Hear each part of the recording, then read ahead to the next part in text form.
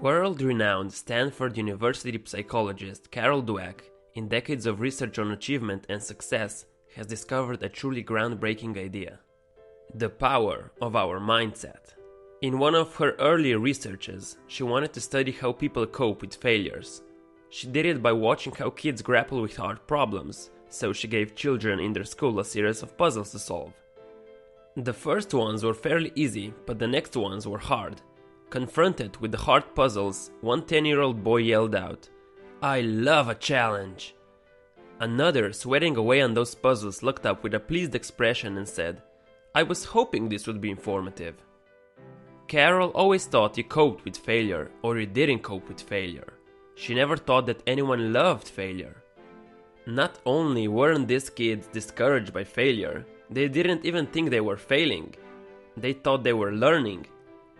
Carol at the time thought that human qualities were carved in stone. You were smart or you weren't, and failure meant you weren't. If you could arrange successes and avoid failures, you could stay smart. Struggles, mistakes, and perseverance were just not part of the whole being smart picture. Those children, on the other hand, thought that human qualities such as intellectual skills could be cultivated through effort. And that's what they were doing, developing their intellectual skills, or simply put, getting smarter. So what does this mean for you?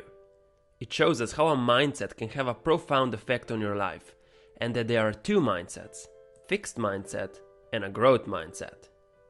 Believing that your qualities are carved in stone, which is a part of the fixed mindset, creates an urgency to prove yourself over and over. If you have only a certain amount of intelligence, a certain personality, and a certain moral character, well, then you'd better prove that you have a healthy dose of them.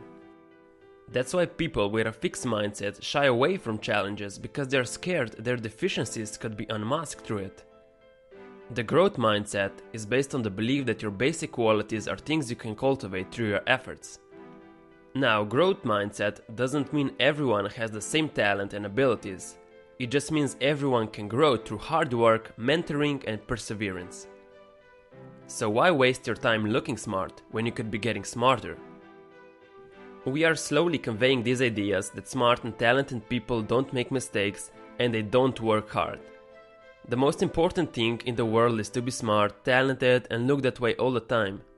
What happens is people start narrowing their world so they can succeed within that fixed mindset. But let's take a quick look at the world of sports. Michael Jordan actually wasn't a natural, but he was the hardest working athlete perhaps in the history of sport. It's well known that Jordan was cut from the high school varsity team, and he wasn't recruited by the college he wanted to play for, and he wasn't drafted by the first two NBA teams that could have chosen him. Weren't they foolish? Now we know he was the greatest basketball player ever, and we think it should have been obvious from the start. When we look at him, we see Michael Jordan, but at that point, he was only Michael Jordan. So when Jordan was cut from the varsity team, he was devastated, so his mother told him to go discipline himself. Boy, did he listen. After that, he used to leave the house at 6 in the morning to go practice for 3 hours before school. He had the growth mindset. He knew he could develop and improve his skills through hard work, and that's how he became the Jordan we all know today. So what can we do to engrave growth mindset into ourselves and others? Just knowing about the two mindset can produce incredible results. The other thing we can do is praise more wisely. When we praise people for the process they engage in, their hard work, their perseverance, they learn to stick to challenges. Praising talent, on the other hand, makes them vulnerable. When we tell someone, "You did that so quickly, I'm impressed," they hear, "If I didn't do it quickly, you wouldn't be impressed." Or, "You got an A without working, you're so smart."